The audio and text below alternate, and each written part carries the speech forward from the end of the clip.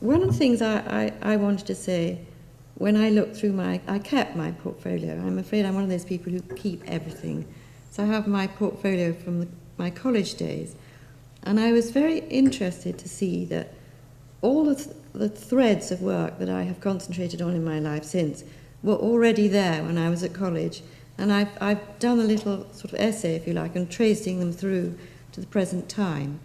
And I think one of the fascinating things about Ifor Thomas as a teacher was that we had, I think, 15 students every year input, roughly.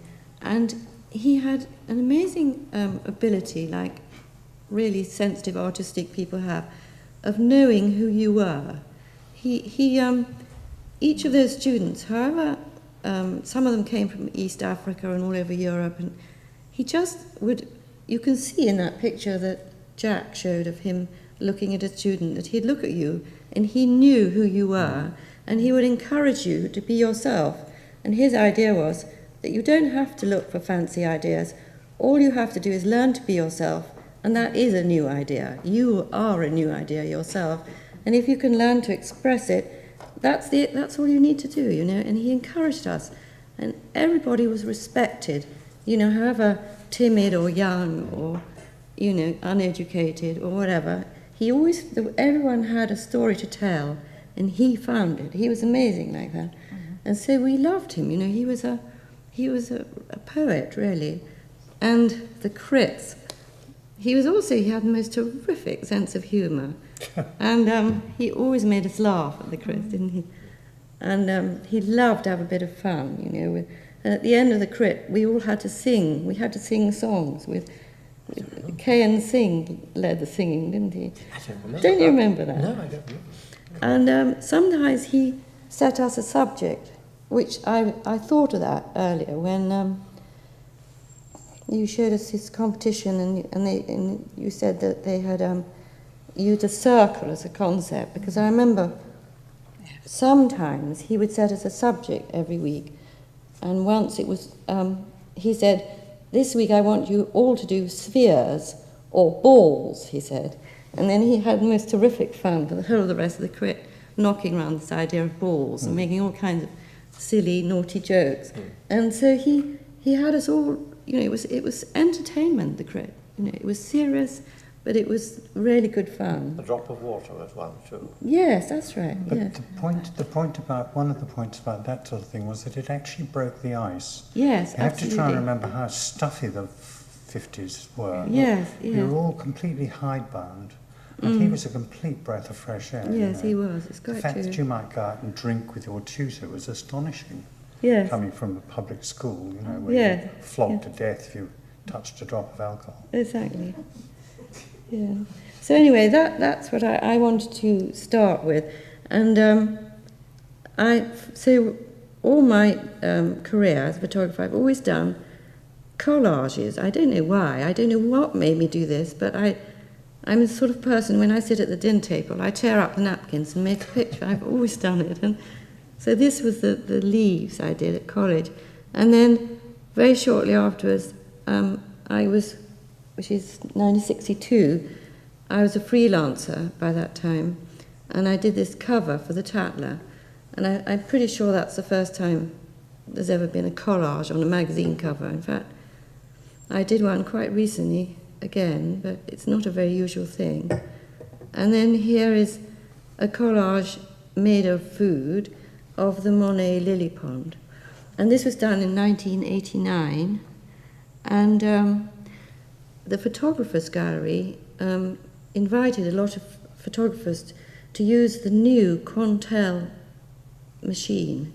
And it was the most amazing thing. It was a retouching machine which is as big as this wall here, and huge machines wearing away, and we were given a day on it. And what I did is I took the cucumbers, the two good cucumbers, and step and repeated them right across, cut them out. And then the water, we had a thing called a smear pencil, and I smeared the water across.